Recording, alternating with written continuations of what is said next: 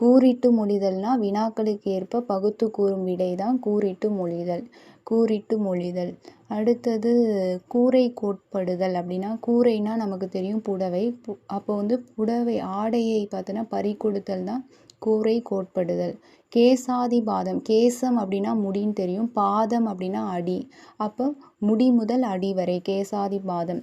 கேளல் கேளிர், கேளிர்னா நண்பர்னு தெரியும், கேளல் அப்படின்னா பகைவர். அந்த மாதிரி பகையும் நட்பும் இல்லாத அயலர் அப்படிங்கிறது தான் கேளல் கேளிர்.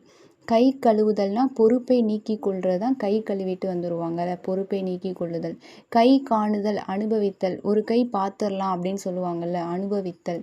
கை கூடுதல் அப்படின்னா சித்தி அடைதல். கை கொடுத்தல்னா உதவி செய்கிறது தான் கை கொடுத்தல் அப்படிங்கிறாங்க.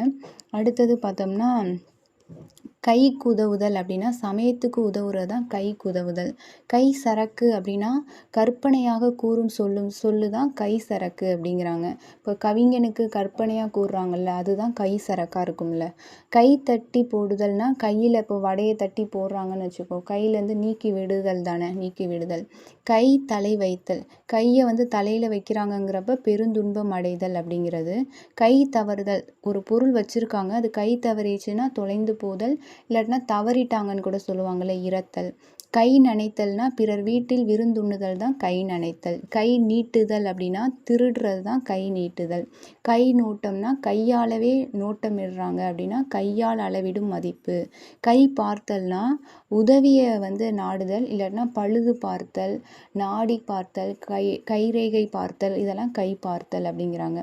கை பார்த்து உண்ணுதல்னா பிறர் கை பார்த்து உண்டு வாழ்தல். கை பிடித்தல் அப்படிங்கிறது மனம் புரிதல் அப்படிங்கிறது.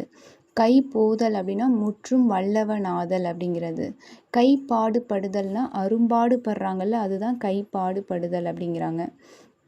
அடுத்தது கை பிடியாய் பிடித்தல்னா களவும் கையுமா பிடிக்கிறாங்கல்ல, மாட்டிக்கிட்டாங்கன்னா கைப்பிடியாய் பிடித்தல்.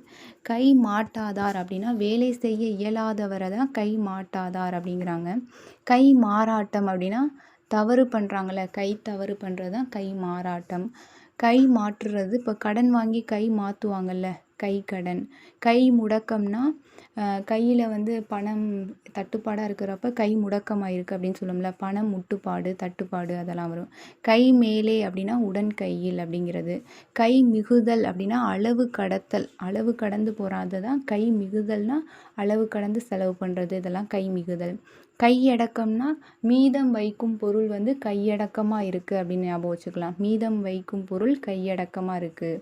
கையடித்தல் அப்படின்னா உறுதி தருதல் அப்படின்னு சொல்கிறாங்க. கையடித்தல்னா இப்போ ஒரு